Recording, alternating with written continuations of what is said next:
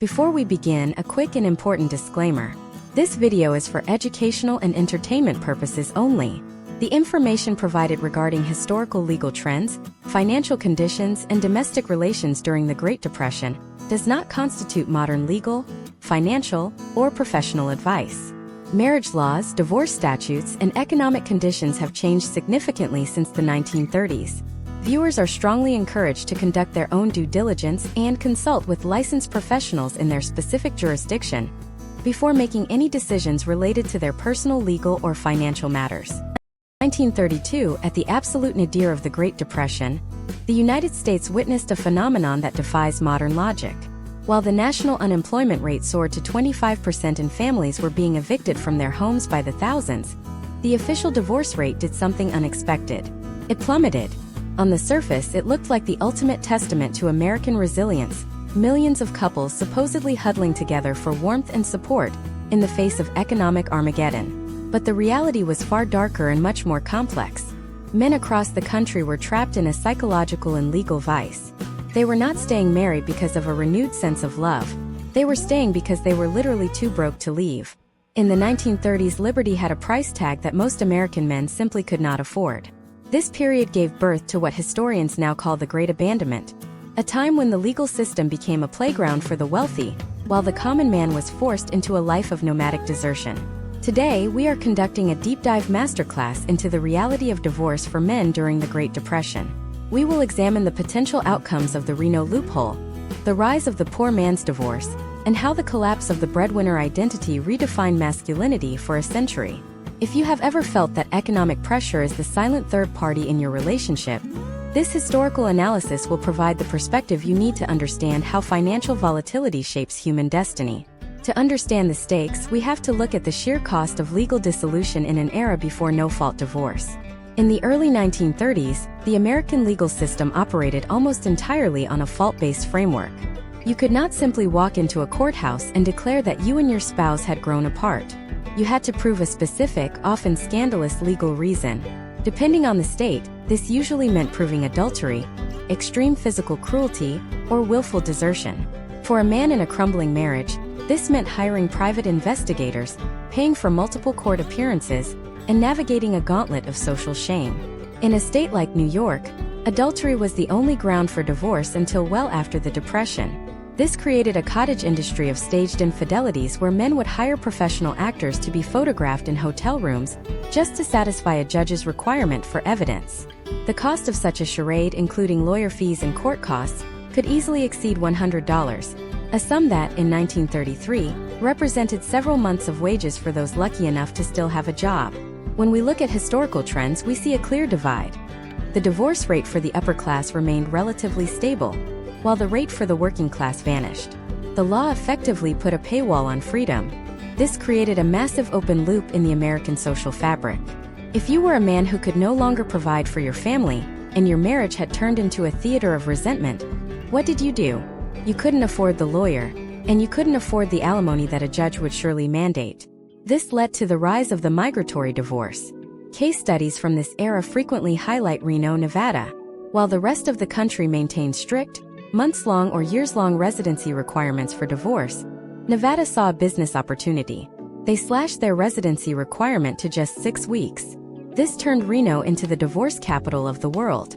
Wealthy men would board the divorce special train from New York or Chicago, spend 6 weeks living in a dude ranch or a local hotel, and walk away with a clean slate. But for the average man in the Midwest or the Dust Bowl, the Reno loophole was a fantasy. They didn't have the money for a train ticket, let alone 6 weeks of room and board.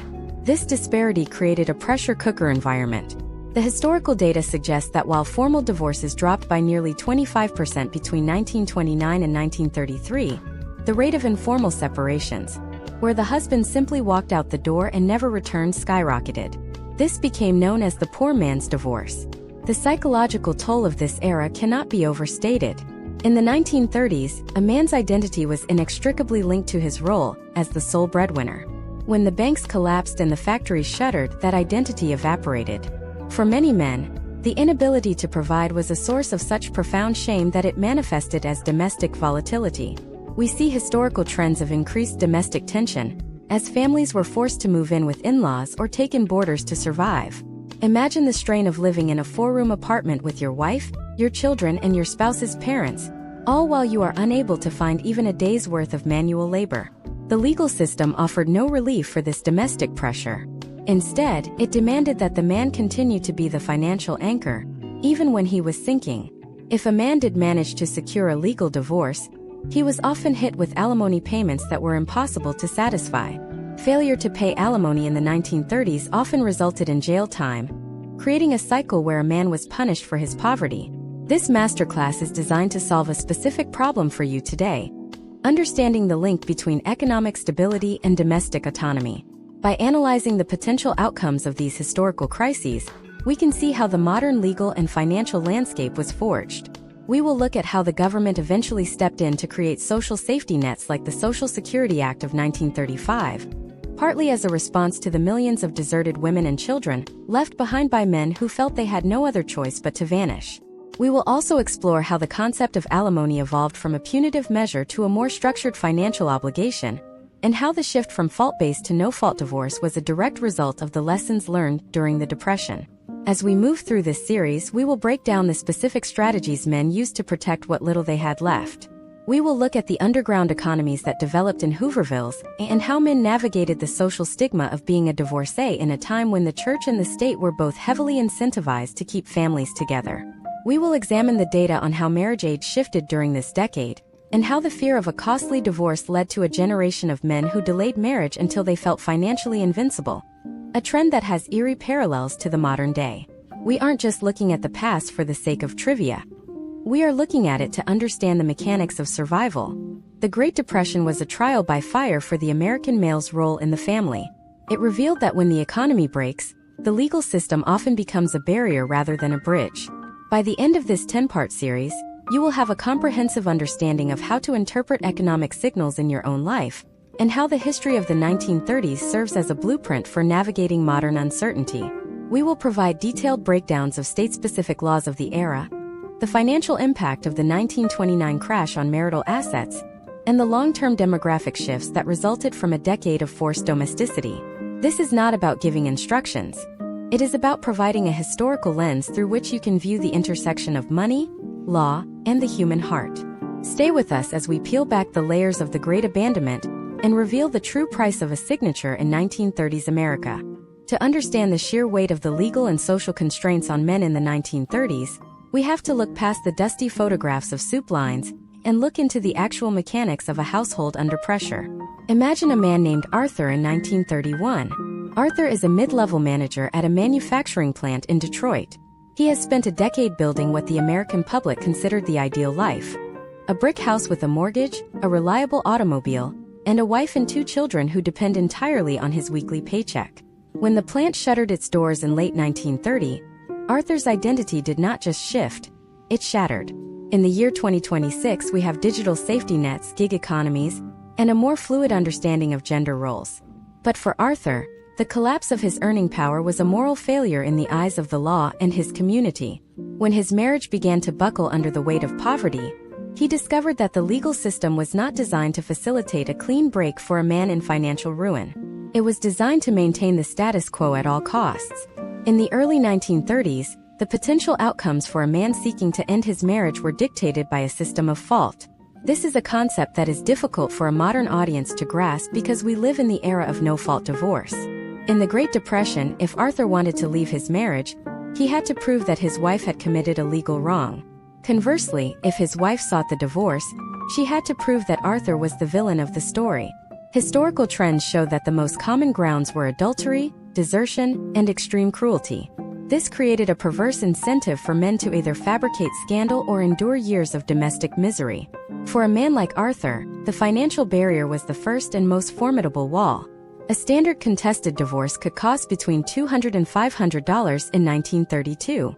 To put that in perspective, the average annual income for a family had dropped below $1,500, and many were living on significantly less. For the millions of men who were unemployed, a legal divorce was a luxury item on par with a Cadillac or a diamond necklace. This led to the rise of what sociologists of the era called the poor man's divorce. Case studies from metropolitan areas like New York and Chicago reveal a staggering increase in desertion. Since Arthur could not afford a lawyer, and he could not afford the potential alimony payments that a judge would mandate to protect his wife from becoming a ward of the state, he faced a choice that thousands of men made. He simply disappeared. He walked out for a pack of cigarettes and never came back. He became part of the nomadic army of men riding the rails, moving from town to town under an assumed name. In 1934 alone, it is estimated that over 1.5 million husbands in the United States had deserted their families. This was not always an act of malice. Often it was an act of perceived mercy. By vanishing, the man allowed his family to qualify for local relief or private charity, which were often unavailable to households with an able-bodied man present, even if that man could find no work. If Arthur did stay and try to fight it out in court, he encountered the alimony jail. This is one of the most harrowing historical trends of the Great Depression. In states like New York, alimony was not just a civil debt, it was a court order. If a man fell behind on his payments, he could be held in contempt of court and thrown into prison. The most famous of these was the Ludlow Street Jail in Manhattan, which became home to the Alimony Club. Imagine the irony. A man is thrown in jail because he cannot afford to pay his former wife, and because he is in jail, he has zero capacity to earn the money needed to get out. Case studies from the Ludlow Street Jail show men who spent months, sometimes years, in a cycle of incarceration because they could not meet the financial demands of a pre-depression lifestyle on a post-crash budget. The legal system had not yet adjusted to the reality that the economy had evaporated. Judges often operated under the assumption that a man was simply hiding money or being lazy, refusing to acknowledge that the job market had functionally ceased to exist for millions. Furthermore, we must examine the step-by-step reality of the migratory divorce for the few who could scrape together the resources. For a man who had some remaining assets, the goal was often Reno, Nevada. In 1931, Nevada realized that the rest of the country was locked in a rigid, expensive, and slow legal process. They shortened their residency requirement to 6 weeks to attract the divorce business. This created a strange subculture of the 6-week cure. A man would travel to Nevada, check into a boarding house or a ranch, and wait out the 42 days. During this time, he was a temporary citizen of Nevada, contributing to the local economy. At the end of the period, he would appear before a judge, claim his residency, and be granted a divorce that was technically legal across state lines, though many eastern states fought to invalidate these Nevada decrees for years. The cost of this trip, the 6 weeks of living expenses, and the legal fees meant this was a strategy reserved for the top 5% of earners. For the other 95%, the potential outcomes were far grimmer. The psychological pressure of this era also led to a massive increase in domestic litigation that didn't involve divorce at all. We see historical trends of separate maintenance suits, where a wife would sue her husband for financial support without seeking a divorce.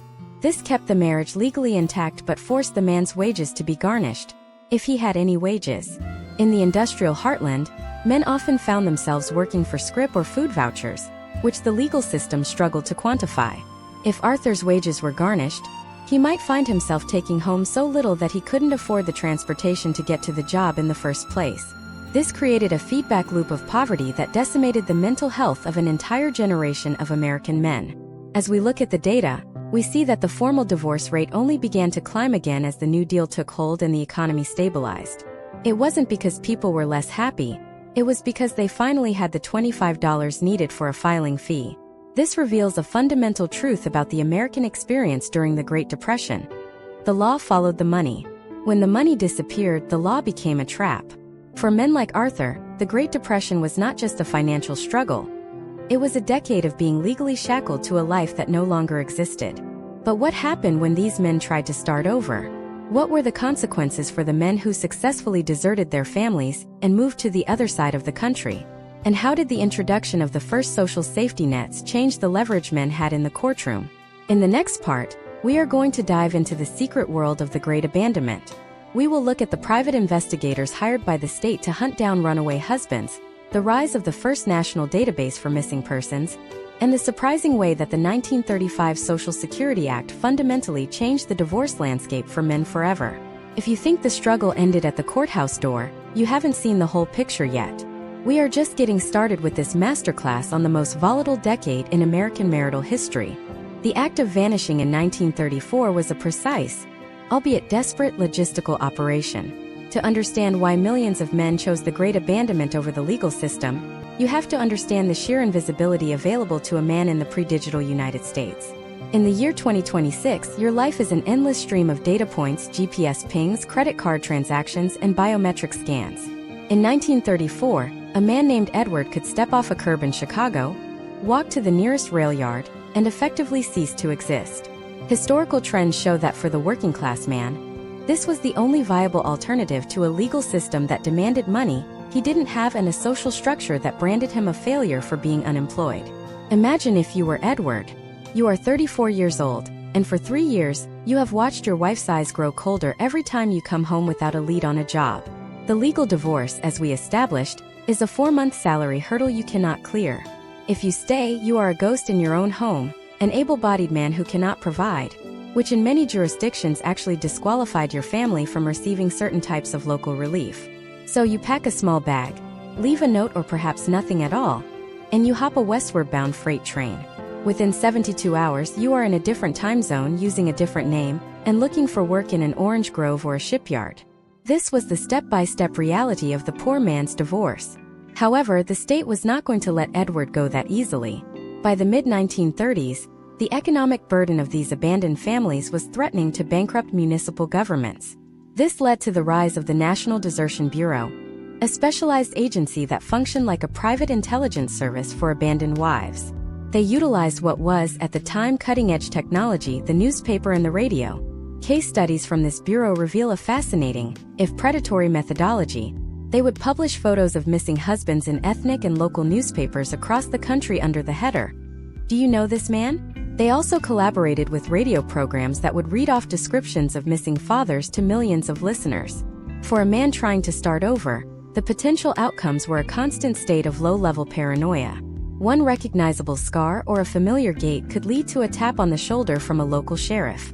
The most significant turning point in this cat-and-mouse game occurred in 1935, with the passage of the Social Security Act. While we often view this act through the lens of retirement benefits, its impact on the domestic life of the American male was revolutionary and, for many, terrifying. Title IV of the Act established the Aid to Dependent Children Program, or ADC. For the first time, the federal government was providing financial assistance to families where the father was absent.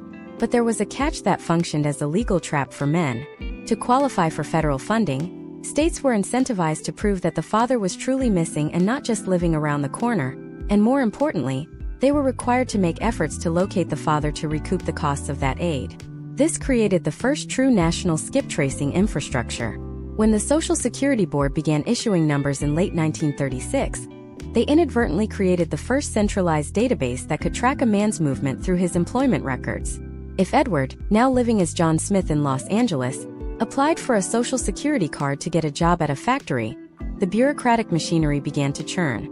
While it wasn't as instantaneous as a search in 2026, the historical data indicates that the window for total anonymity was rapidly closing. The government wasn't just interested in Edward's retirement.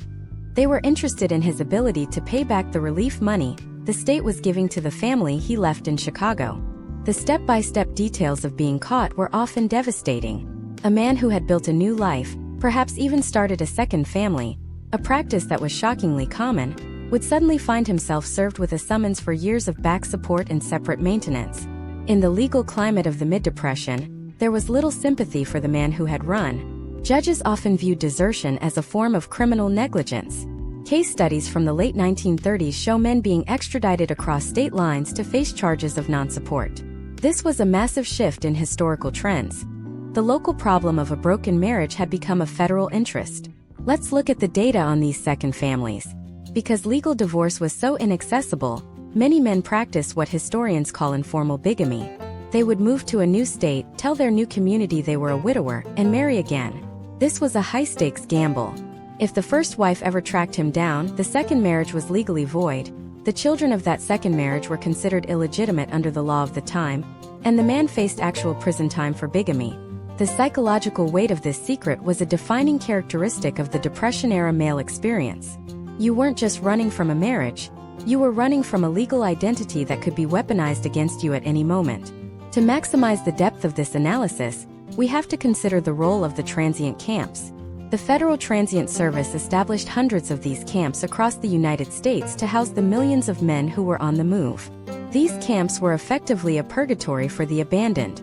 Men lived in barrack-style housing, worked on public projects for a few cents a day plus meals, and lived in a strange masculine vacuum. There were no women, no children, and very few last names. In these camps, a man could be anyone, but he had nothing. This is where the collapse of the breadwinner identity reached its absolute floor. When you are living in a camp with 500 other men who have also left everything behind, the social stigma of divorce or desertion fades, replaced by a collective sense of displacement.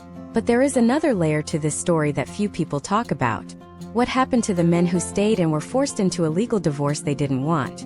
In Part 4, we are going to dive into the weaponization of the legal system during the height of the Dust Bowl. We will examine how a man's assets, his land, his tools, and his livestock became the primary targets in a divorce war where survival was the only prize. We will also uncover the secret history of the divorce colonies that appeared in the most unlikely places, and the rise of the first high-volume divorce lawyers who turned misery into a manufacturing process. If you think the Social Security Act was the only way the government tracked men, you're missing the most controversial piece of the puzzle. The true battle was just beginning in the courtrooms of the American heartland. The battle for survival in the American heartland during the mid-1930s was fought on two fronts: the parched, blowing soil of the Dust Bowl and the sterile, unforgiving courtrooms of county seats. To understand the reality for a man in 1936, you have to look at the total collapse of the agrarian dream. Imagine a man named Caleb in rural Oklahoma. In 2026, if Caleb's marriage were to dissolve, the legal system would likely look at his digital assets, his retirement accounts, and his home equity through a relatively standardized lens of equitable distribution. But for Caleb in 1936, his assets were not numbers on a screen. They were tangible physical extensions of his ability to breathe and eat. His assets were a pair of workhorses, a rusted John Deere tractor, a small granary of seed wheat, and 160 acres of land that was currently lifting off the ground in great black clouds. Historical trends during this period show that in rural America, divorce was not just a social taboo, it was an economic amputation. When a marriage reached the point of no return, the legal system treated the man's means of production as the primary source for alimony and settlement. Case studies from the Oklahoma and Kansas court records reveal a brutal step-by-step process of asset stripping. If Caleb's wife filed for divorce on the grounds of extreme cruelty, a broad legal term often used when a man could no longer provide, the court would often grant her a lien against the farm equipment.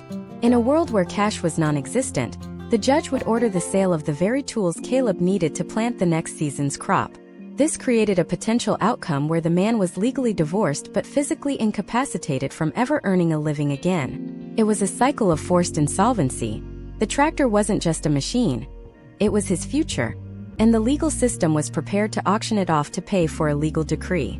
We must also examine the phenomenon of the divorce colonies that began to materialize in the most unlikely places. While Reno remained the gold standard for the wealthy, a middle tier of divorce havens appeared for the man who had just enough money to escape his local jurisdiction but not enough for a Nevada ranch. Places like Hot Springs, Arkansas, and certain counties in Florida became destination spots for the migratory divorce seeker. These were jurisdictions where the local economy was so devastated by the Depression that they weaponized their court systems to attract out-of-state business. Step by step, a man like Caleb would save every nickel, perhaps selling a prized heifer or a piece of timber land, just to buy a bus ticket to one of these colonies. The goal was to reach a jurisdiction with a shorter residency requirement, and more importantly, a more lenient view of fault. In these colonies, a man could often secure a divorce without the risk of losing his primary livelihood, as these courts were essentially processing centers designed for speed and volume rather than deep social inquiry. This era saw the rise of the first truly high-volume divorce lawyers, the architectural ancestors of the modern mass tort attorney.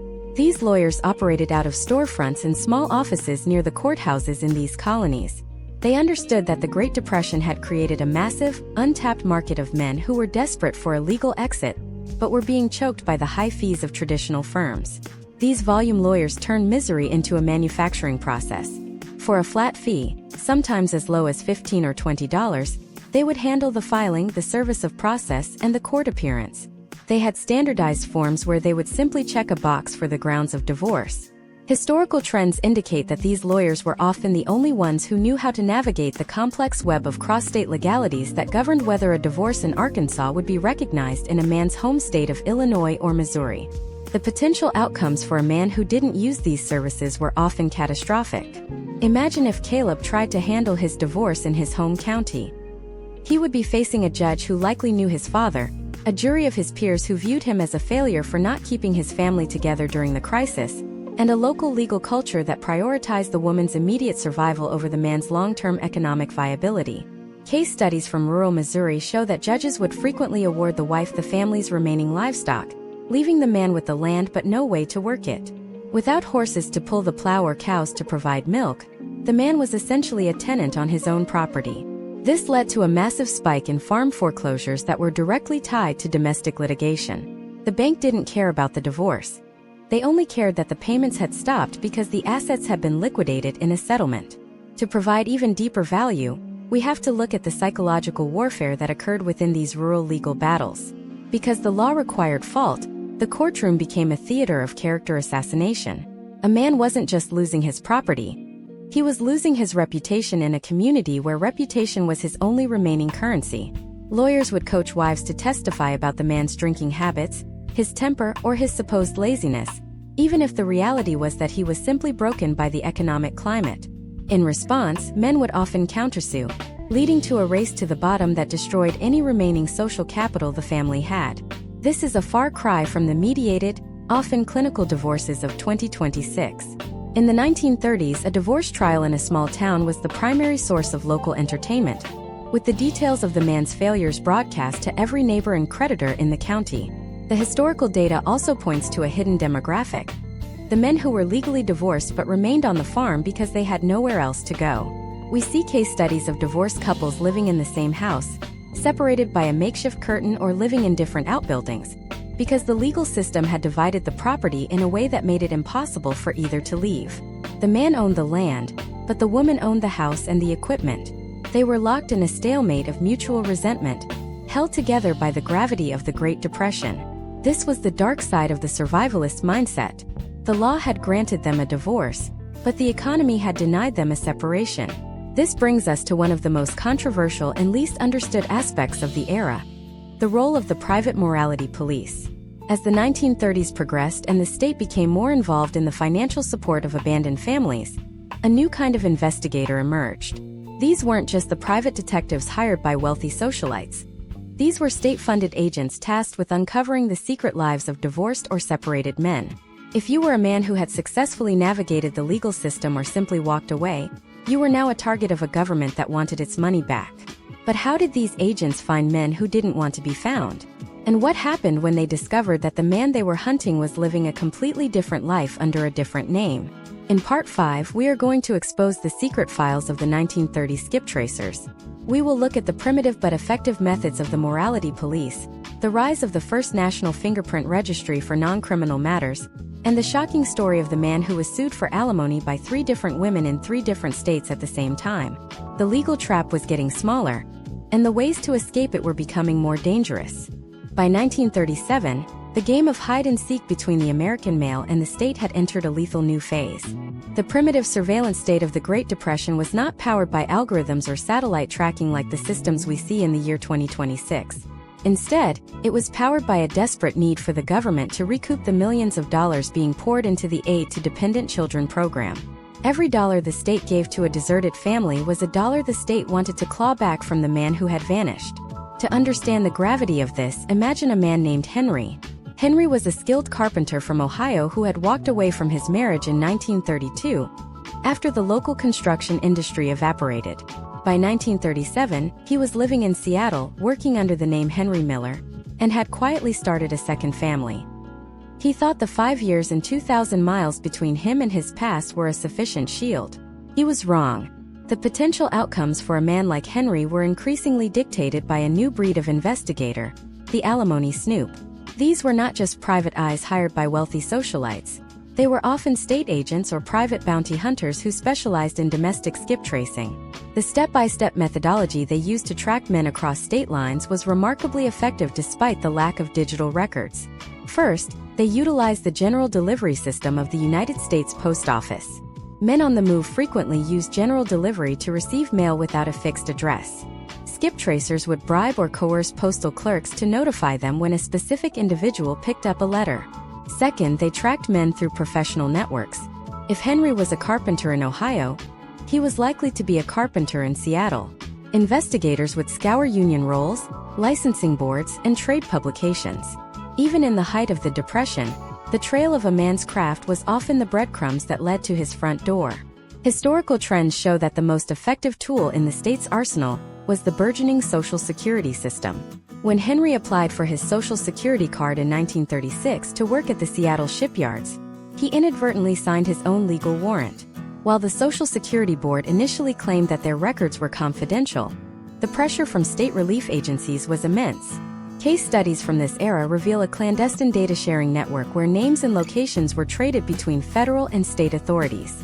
For Henry, the arrival of his first Social Security tract paycheck was the moment the trap snapped shut. Within weeks, a deputy from the King County Sheriff's Office was standing at his new front door with a summons for 5 years of back alimony and child support from a life he thought he had buried. This brings us to the shocking reality of the man mentioned earlier, the one sued by 3 different women in 3 different states simultaneously. This was not a case of a predatory Lothario, but rather a tragic byproduct of the legal paywall surrounding divorce. This man, let's call him George, had practiced the poor man's divorce 3 times. Each time he moved to a new state and the economic pressure became unbearable, he vanished and started over, believing that his previous marriages were effectively dissolved by distance and time. In 1938, thanks to the newly established National Fingerprint Registry for Non-Criminal Matters, George was identified after being fingerprinted for a government job. The legal system did not care about the economic desperation that led to his flight. He was charged with bigamy and multiple counts of non-support. This case study highlights the potential outcomes when a man tries to outrun a legal system that refuses to acknowledge his financial reality. The psychological warfare used by the morality police during this period was particularly brutal. They frequently used the shame of the community as a weapon. If a man was suspected of being a runaway, investigators would interview his neighbors, his parents, and even his former employers, painting a picture of a man who had abandoned his sacred duty. In the social climate of the 1930s, this was a form of social execution. Imagine if in 2026, the state could freeze your ability to work and publicly shame you on every social platform until you paid a debt you literally could not afford. That was the reality for the Great Depression-era man. The state was not just looking for the money, they were looking to make an example. Furthermore, we must analyze the rise of the alimony club in local jails. This was a phenomenon where hundreds of men were incarcerated together for the crime of being broke and divorced. Historical data from Chicago's Cook County Jail in 1937 shows that at any given time, a significant percentage of the population was held for domestic contempt. These men were not criminals in the traditional sense. They were casualties of a legal system that viewed alimony as a moral obligation rather than a financial one. Step by step, the process for these men was a descent into a legal black hole. Once in jail, they lost their jobs, which made it impossible to pay the debt that put them there, which in turn ensured they stayed in jail. It was a debtor's prison in everything but name, specifically curated for the divorced male. The depth of this crisis led to a radical shift in how men viewed the institution of marriage. If the potential outcomes of a failed marriage included total asset stripping, social shaming, and potential incarceration, the risk of entering into a marriage became too high for many.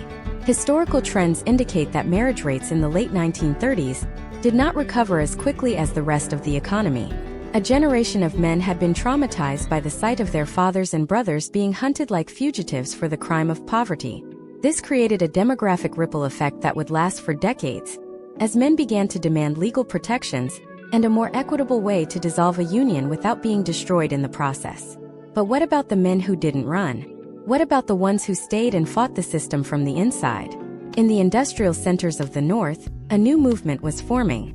Men were beginning to organize, forming the first rudimentary versions of men's rights groups, specifically focused on reforming the alimony laws that were choking them. They weren't fighting for the right to leave. They were fighting for the right to survive after the leaving was done. They began to challenge the very definition of fault in a courtroom, arguing that if the economy was at fault, the man could not be. In Part 6, we are going to dive into the first great alimony revolt. We will examine the secret meetings held by men in the basement of New York City brownstones, the legal briefs they wrote that would eventually pave the way for no-fault divorce, and the surprising celebrity who became the unlikely face of the movement. We will also explore the role of the 1939 New York World's Fair in promoting a new, more clinical version of the American family, one where the state, not the man, was the ultimate guarantor of stability. If you think the legal system is rigged today, wait until you see the secret deals that were made to keep the 1930s family from completely imploding. The battle for the American male's legal autonomy was about to go from the streets to the highest courts in the land.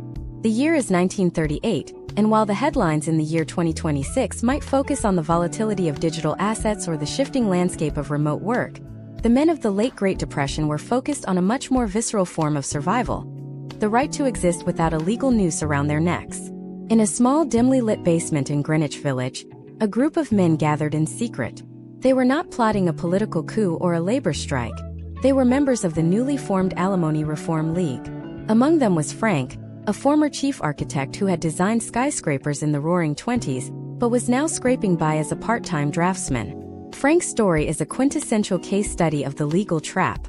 Despite his income dropping by 80% since 1929, a New York judge had refused to modify his alimony payments, citing the legal principle that a husband's financial obligation was a permanent moral debt that the economy could not erase. Frank was one missed payment away from the Ludlow Street jail, and he was not alone. Historical trends during this specific window of the 1930s show a massive shift in masculine strategy. Men like Frank realized that individual flight, while common, was becoming increasingly difficult due to the growing surveillance of the Social Security Board. They decided to fight the system from within.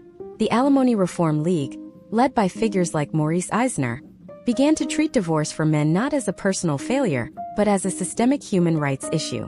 They argued that the existing laws were based on a pre-industrial, agrarian social contract that no longer existed. In 2026, we take for granted the ability to petition a court for a downward modification of support based on a change in circumstances. In 1938, this was a radical, almost heretical concept. The League began drafting the first comprehensive legal briefs aimed at dismantling the once a breadwinner, always a breadwinner doctrine. Step by step, these men began to weaponize the very legal system that was hunting them. Their strategy was built on three pillars. First, they used publicity to highlight the absurdity of the alimony jail. They would invite journalists to interview men in prison who were being held for debts they could not possibly pay, creating a narrative of the state as a Dickensian villain. Second, they utilized the legal doctrine of impossibility of performance. This is a standard in contract law which states that if an act becomes objectively impossible to perform due to an unforeseen event, the parties are excused. The League argued that the Great Depression was the ultimate unforeseen event. If a man's factory closed and his savings vanished in a bank run, the contract of alimony was, by definition, impossible to fulfill.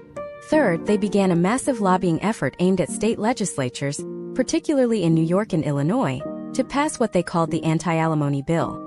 The movement found its most potent, albeit unlikely, weapon in the form of a Hollywood legend, John Barrymore. By the late 1930s, the great profile was as famous for his alimony battles as he was for his acting. Barrymore's domestic life was a series of high-profile train wrecks that resulted in staggering financial obligations. He became the face of the movement, famously referring to his payments as the alimony blues. When Barrymore spoke about being bled dry by the court system, it gave a voice to the millions of anonymous men like Frank who felt the same way. Case studies of Barrymore's legal filings from this era show a man who, despite his fame, was being crushed by the same rigid machinery that targeted the common laborer. His celebrity forced the public to confront a hard truth: the legal system's refusal to adapt to the economic reality of the 1930s was destroying the productivity of the American male. To understand the depth of this struggle, we have to look at the 1939 New York World's Fair. This event was marketed as the world of tomorrow, a gleaming vision of a technological utopia where the struggles of the Depression were a distant memory. Inside the fair's town of tomorrow, the American family was portrayed as a perfectly synchronized unit, living in efficient, modern homes. But outside the gates, the legal reality was a wreckage. The contrast was stark. The government was promoting a future of stability, while the courts were still operating on 19th-century notions of fault and permanent financial bondage. This dissonance fueled the fire of the Alimony Reform League. They pointed out that you could not have a world of tomorrow if the men who were supposed to build it were either in jail or hiding under assumed names to avoid predatory legal decrees. The potential outcomes for the movement began to shift as the decade closed. In 1939, a landmark change occurred in the legal landscape of New York. For the first time, judges were given the explicit statutory authority to modify alimony payments if a husband could prove a substantial change in financial circumstances. This was the first major crack in the fault-based wall. It wasn't a total victory. Men still had to endure a grueling evidentiary process, but it was the beginning of the end for the alimony jail. Historical data shows that in the year following this change, the population of men held for domestic contempt in New York City dropped by nearly 40%. The state finally acknowledged that you cannot squeeze blood from a stone.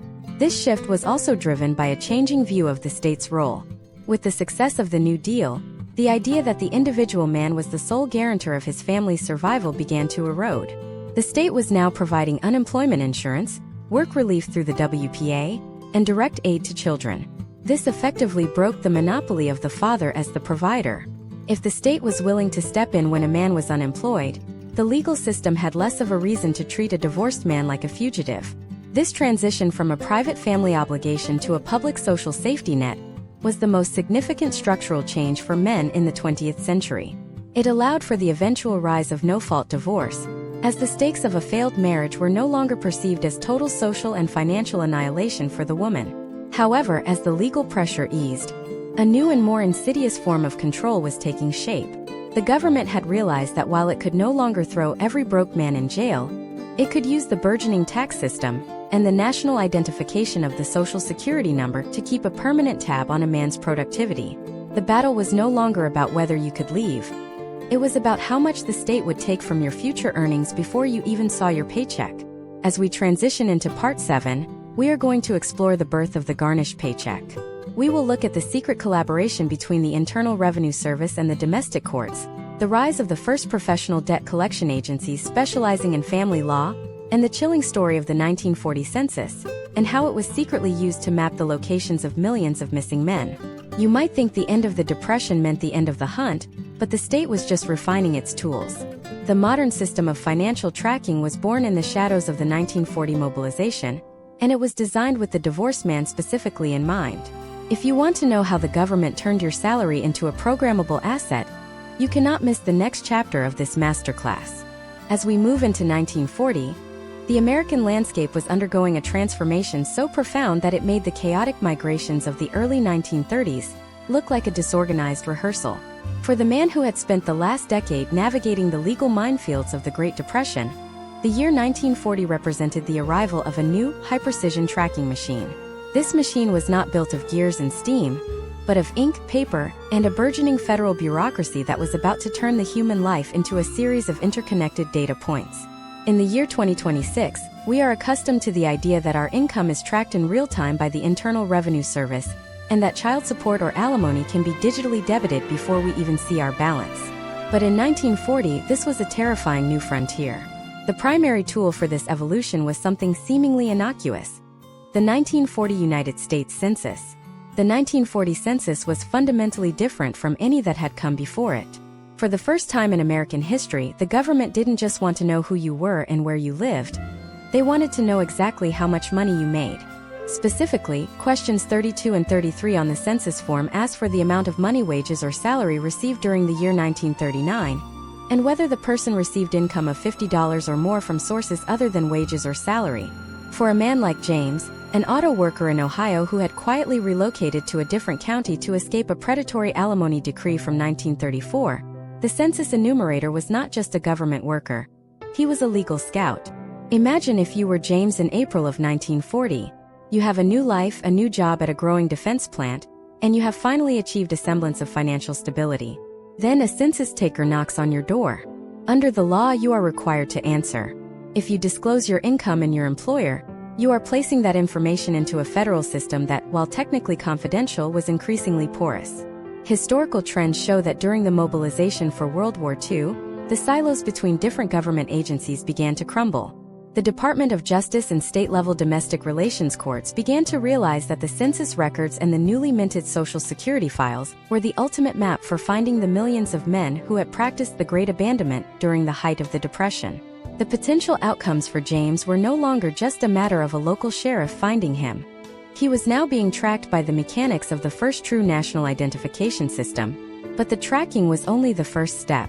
The real revolution for the American male's paycheck came with the introduction of the victory tax in 1942, which evolved from the logistical groundwork laid in 1940 and 1941. Before this period, a man was responsible for paying his own taxes and his own debts. His employer gave him a cash envelope or a check, and the man decided how to distribute that wealth. The legal system had to sue him, win a judgment, and then find a way to seize his assets, a process that was slow, expensive, and often failed. However, the mobilization for war required a more efficient way to collect revenue. This led to the birth of the payroll deduction. Step by step, the government shifted the burden of collection from the state to the employer. This is the moment your salary became what we now call a programmable asset. If the government could mandate that an employer withhold taxes for the war effort, the legal infrastructure for domestic courts to mandate the withholding of alimony and child support was only a short leap away. Case studies from the early 1940s show the first instances where judges began to issue orders directly to payroll departments. For James, this meant that his paycheck was no longer his own. It was a shared resource between him, the state, and a woman he hadn't seen in 6 years. This shift was accelerated by the Selective Service Act of 1940. This was the first peacetime draft in United States history, and it required every man between the ages of 21 and 36 to register. This created a permanent, centralized record of every able-bodied man in the country. If you were a man who had vanished in 1933, the draft board was your reckoning. You couldn't hide from the draft without facing federal prison time. And once you registered, your location, your physical description, and your employment status were updated in a file that the government could cross-reference. Historical data indicates that thousands of domestic relations cases were reopened during the draft registration period, as wives and state agencies used the Selective Service records to track down missing providers. The psychological impact of this was a total reversal of the 1930s experience. In the mid-Depression, the man was a ghost who could vanish into the machinery of a broken economy. By 1940, the man was a cog in a rapidly accelerating war machine. The state no longer viewed the divorced or separated man as a moral failure to be shamed. They viewed him as a financial unit to be managed. The rise of professional debt collection agencies specializing in family law began to mirror the tactics used by the government to fund the war. They used the same terminology of mobilization and efficiency. They weren't just collecting money. They were enforcing a new social order where the individual's financial autonomy was secondary to the state's requirement for social stability. Furthermore, we have to look at how the 1940 census data was used to create the first demographic profiles of the divorced male. The government discovered that the men who had stayed and fought through the legal system were actually more productive than the men who had run. This led to a subtle but powerful shift in legal theory. Courts began to move away from the alimony jail, which removed a man from the workforce, and toward the garnishment model, which kept the man working but stripped him of his surplus income. It was a more sophisticated form of control. Instead of locking the man in a cell, they locked him to his workbench. As we look deeper into this transition, we see the emergence of the first national skip tracing manuals. These were guides for lawyers and state agents that detailed how to use the new federal databases. They taught investigators how to interpret Social Security numbers, which at the time contained codes indicating the state and area where they were issued, to narrow down a man's location. They explained how to use the post office's change of address records, and how to leverage the cooperation of the growing number of national corporations that were beginning to centralize their payroll. The era of the small-town lawyer was over.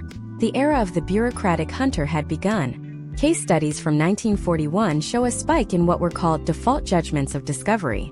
This was a legal maneuver where a wife's attorney would file a suit based on a reasonable belief that the man was working in a specific industry, and the court would grant the power to subpoena payroll records from any company in that sector. It was a dragnet approach to domestic law. If James was working in the aircraft industry, his records could be pulled as part of a mass inquiry into all male employees in the region. The privacy that had protected men during the collapse of the 1930s was being systematically dismantled in the name of national efficiency. But there was a final, even more controversial development. As the United States moved closer to entering the war, the military itself became a party to these domestic disputes. The government realized that millions of soldiers would be leaving behind families, and if those families weren't supported, morale on the home front would collapse. This led to the Servicemen's Dependents Allowance Act. While this provided a safety net, it also created a scenario where the military became the ultimate enforcer of domestic obligations. If a man joined the army to escape his past, he found that the army was more than happy to deduct his obligations directly from his meager soldier's pay. In Part 8, we are going to dive into the soldier's divorce. We will examine the secret protocols the military used to handle the domestic baggage of millions of draftees, the rise of the camp follower legal crisis, and how the massive wealth transfer from the front lines to the home front fundamentally changed the economic power balance in American marriages. We will also uncover the story of the Dear John laws, the first attempt by the government to protect men from being divorced while they were overseas. The battlefield was no longer just in the courtrooms, it was in the trenches, and the legal trap was about to go global. If you think a uniform provided an escape, you're about to see how the most powerful army in the world became the biggest collection agency in history. The transition from the localized, often chaotic domestic struggles of the 1930s to the rigid, federalized oversight of the early 1940s represents the final closing of the frontier for the American man in hiding. By 1941, the Selective Service Act had effectively turned the United States into a giant funnel. If you were a man between the ages of 21 and 36, you were no longer an isolated individual, you were a national asset. For the man who had spent the last 7 years successfully living as a ghost to avoid the crushing weight of a Depression-era divorce decree, the military draft was the ultimate diagnostic tool. In the year 2026, we might think of the draft as a purely military endeavor, but in the context of domestic law, it was the most efficient skip-tracing operation ever devised. Imagine if you were Robert. In 1934, Robert had walked away from a failing marriage in the industrial collapse of Pittsburgh. He had spent years drifting through the timber camps of the Pacific Northwest, always careful to work for cash and never stay in one town for more than a few months. He had successfully outrun the alimony warrants and the social stigma of his past. But on December 7, 1941, the world changed. Robert was 32 years old, physically fit, and a prime candidate for the infantry.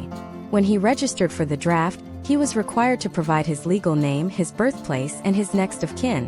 This data did not just sit in a file.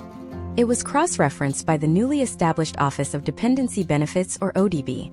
The ODB was the administrative heart of a new system that would fundamentally redefine the financial obligations of the American male. In June 1942, Congress passed the Servicemen's Dependents Allowance Act. This was a piece of legislation designed to prevent the families of soldiers from falling back into the destitution of the 1930s, but it functioned as a high-precision extraction tool for the divorced or separated man. Under this act, if a man had a legal wife, even one he hadn't seen since the depths of the 1933 banking crisis, she was classified as a class A dependent. The law mandated that $22 be automatically deducted from the soldier's $50 monthly pay. The government would then add $28, sending a total of $50 to the wife. Historical trends show that the Army did not need a man's permission to start these deductions. If a woman in Pittsburgh could produce a marriage certificate and a record of the man's draft registration, the ODB would initiate the allotment immediately. For Robert, the potential outcomes were jarring. He was now fighting a war in the South Pacific while nearly half of his meager salary was being funneled back to a life he thought he had escaped. This was the first time in American history that the federal government took a man's wages and distributed them to a spouse without a specific court hearing or a case-by-case evaluation of fault. The military was not a collection agency by choice, it was a collection agency by statute. Step by step, the military bureaucracy began to untangle the web of informal bigamy that had grown during the Great Depression. Case studies from the ODB archives reveal thousands of instances where two different women claimed to be the wife of the same soldier. One would be the wife from the 1930s whom he had deserted, and the other would be the woman he had married in a different state under an assumed name. This created a legal catastrophe for the soldier, because the first marriage was never legally dissolved due to the high costs of Depression-era divorce. The second marriage was bigamous and technically void. The military would often stop the allotment to the second wife and begin it for the first, leaving the soldier's new family destitute and the soldier himself facing potential court-martial for fraudulent enlistment or bigamy. However, the legal system did offer one specific, albeit double-edged, shield: the Soldiers and Sailors Civil Relief Act of 1940. This act was designed to protect the legal rights of men while they were on active duty, recognizing that a man in a trench in France could not defend himself in a courtroom in Chicago. Section 201 of the act allowed for a stay of any civil proceedings, including divorce and alimony suits, if the man's military service materially affected his ability to participate. While this was intended to prevent men from being divorced without their knowledge, it often created a state of legal purgatory. Historical data suggests that many men who actually wanted to be legally free from their Depression-era marriages were trapped. They couldn't finalize a divorce because the courts were reluctant to proceed against a serviceman. Yet the military continued to deduct allotments for a wife they no longer recognized. This era also gave birth to the Dear John phenomenon, which carried its own unique legal weight. While the term is often associated with a simple breakup letter, in the 1940s, it frequently involved a legal notification that a divorce had been filed in a jurisdiction with lenient laws. Some states, realizing the massive influx of military pay through allotments, began to tweak their residency requirements even further. Case studies from the war years show a rise in the quickie divorce for women whose husbands were overseas. By the time a soldier received the letter and tried to invoke the Soldiers and Sailors Civil Relief Act, the decree might have already been granted in a local court that ignored the federal stay. The man was left without a wife, without his allotments, and often without any say in the distribution of the assets he had left behind in the States.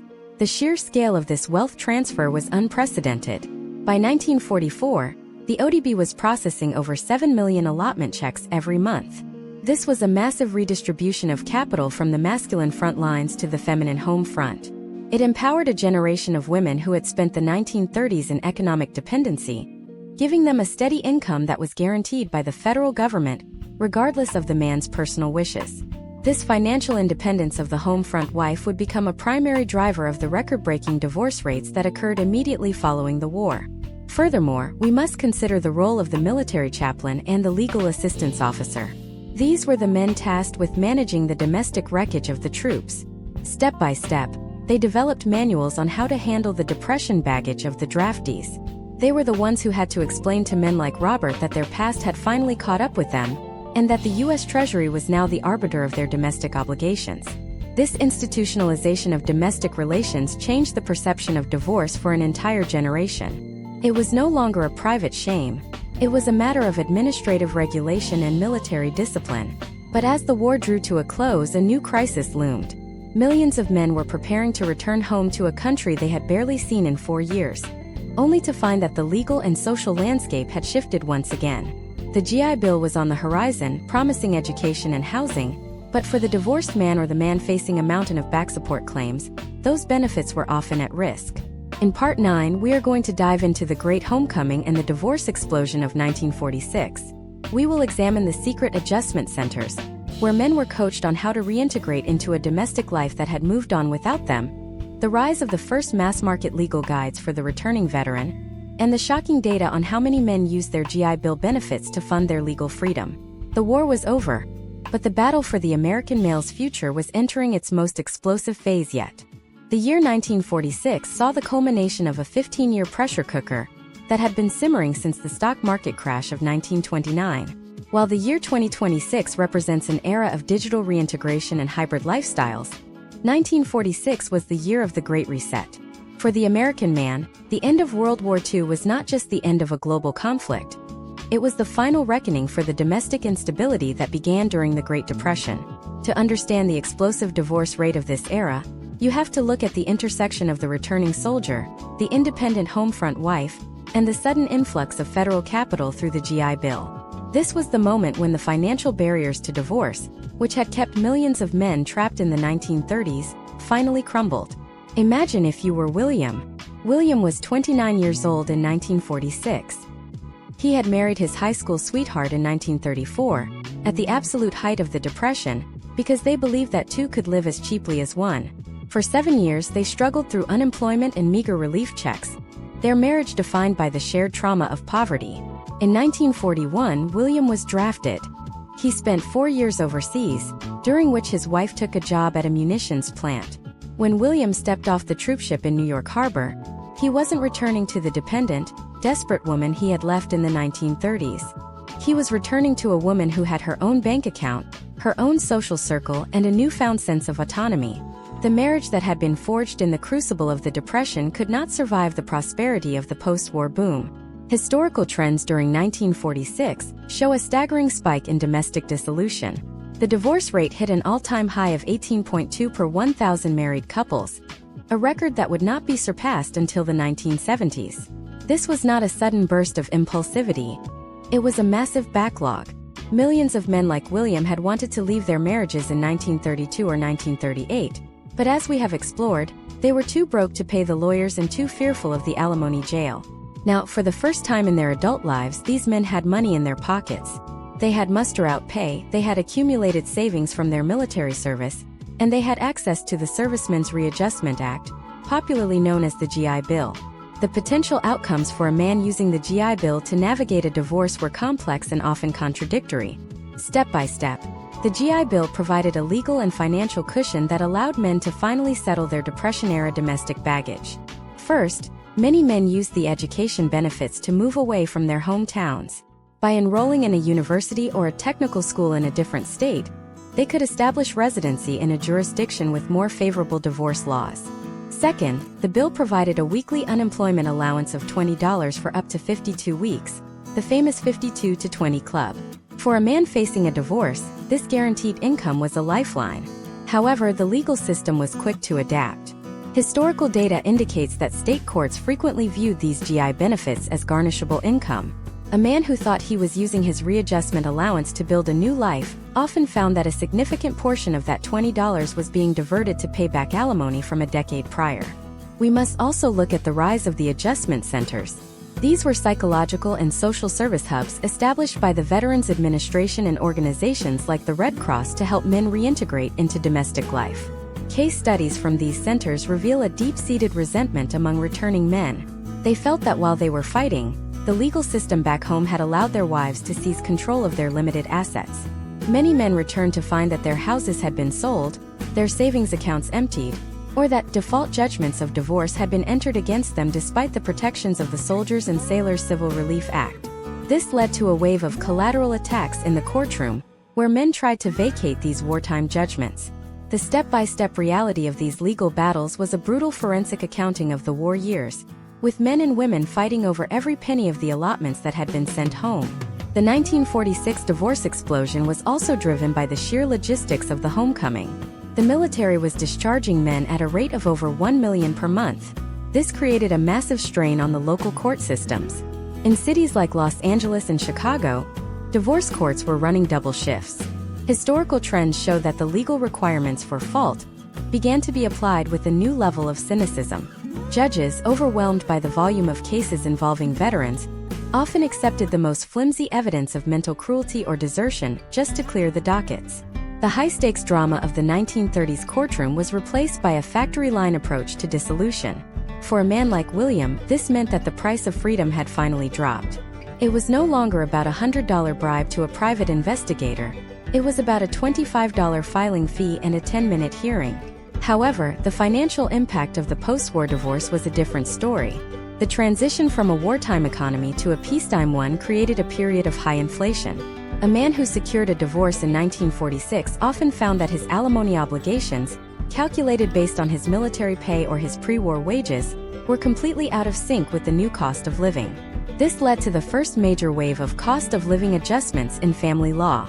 Men were forced to petition the courts for modifications, leading to a permanent state of litigation that would define the late 1940s. The dream of a clean break was often a mirage. The legal trap of the Depression had simply evolved into a more bureaucratic form of financial entanglement. The role of the American public in this shift cannot be overstated. By 1946, the social stigma of divorce had been significantly diluted by the collective experience of the war and the Depression. People had seen too much death and too much poverty to believe in the absolute sanctity of a broken marriage. Case studies from the popular press of the time show a shift in narrative. The runaway husband of 1934 was reimagined as the adjusting veteran of 1946. This cultural shift gave men the social permission they needed to walk away from the wreckage of their 1930s lives. But as they did so, They were stepping into a new world of domestic surveillance. As we look at the data from the 1946 census supplements, we see that for every man who successfully navigated the GI Bill and the divorce courts, there were 3 who were left in a state of financial instability. The Great Reset was not a universal victory. It was a selective survival. The men who had the skills to take advantage of the post-war industrial boom were able to pay off their pasts and start over. The men who were still carrying the physical or psychological scars of the war found that the legal system was just as unforgiving as it had been during the breadlines of the 1930s. But there is one final piece to this puzzle. As the 1940s drew to a close and the Cold War began to emerge, the government realized that a high divorce rate was a threat to national stability. A new ideology was being crafted, one that would lead to the suburban explosion of the 1950s. This was the nuclear family mandate, and it was designed to prevent the domestic chaos of the Depression from ever happening again. But how did the state convince a generation of divorced and disillusioned men to buy back the institution of marriage? And what were the secret legal mechanisms used to ensure that the suburban dad was even more financially tethered than the Depression dad? In our final part, Part 10, we are going to look at the legacy of the Great Depression on modern divorce. We will examine how the trauma of the 1930s directly led to the no-fault revolution of the 1960s, the birth of the modern child support enforcement complex, and the final lesson that every man in 2026 needs to learn from his grandfather's struggle. This is the conclusion of our masterclass, and it will reveal why the ghost of the 1932 breadline still haunts every divorce court in America today. You think you've escaped the trap, but the foundation was laid 80 years ago, and we are going to show you exactly how to see it. The transition from the volatile, desperate maneuvers of the 1930s into the structured, suburban stability of the 1950s was not a natural evolution. It was a carefully engineered social and legal pivot. To understand where we stand in the year 2026, we have to look at the 1950s as a direct defensive response to the domestic carnage of the Great Depression. The American public in 1950 was traumatized. A generation of men had seen their fathers disappear into the Great Abandonment or rot in alimony jails. The government realized that for the Cold War economy to function, they needed a predictable, stationary workforce. This led to the birth of the nuclear family mandate, a social contract that exchanged a man's absolute autonomy for a subsidized, mortgage-backed stability. But this new contract came with a hidden clause: the total institutionalization of the financial obligations that had once been a matter of private, local litigation.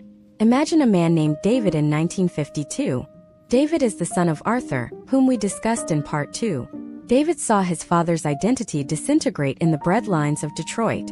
When David returned from the war and entered the workforce of the early 50s, he didn't want the nomadic freedom of the 1930s. He wanted the brick house, the GI Bill-funded degree, and the steady corporate ladder.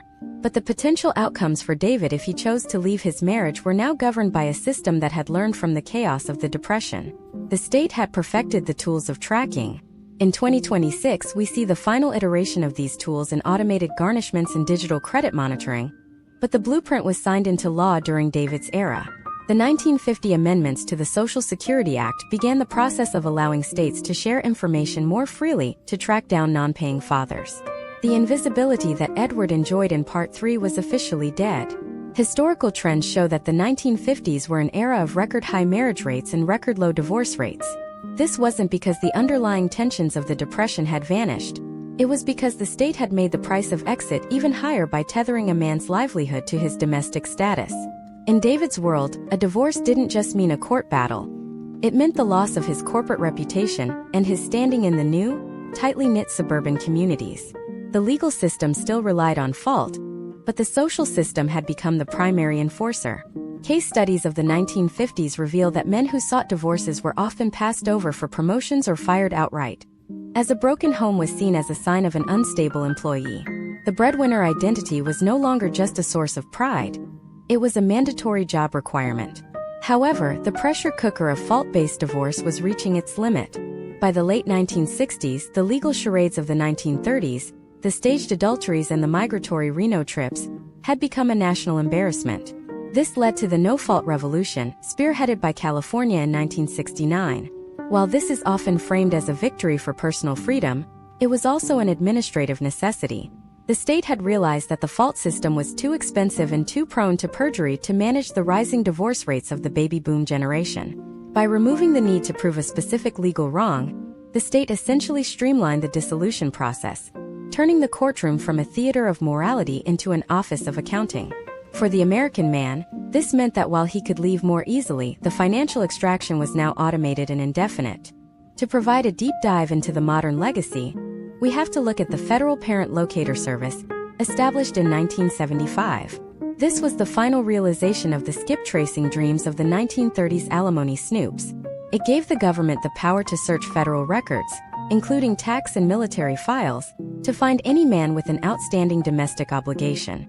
Step by step, the technology evolved from the 1940 census paper forms to the real-time digital dragnets of 2026.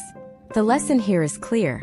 The state's interest in the domestic life of the male is primarily a fiscal interest. The goal of the legal system is to ensure that the individual man, not the taxpayer, remains the primary source of support for the family unit, regardless of the emotional or economic reality of the relationship. Let's look at the data on modern alimony and child support through the lens of the Depression.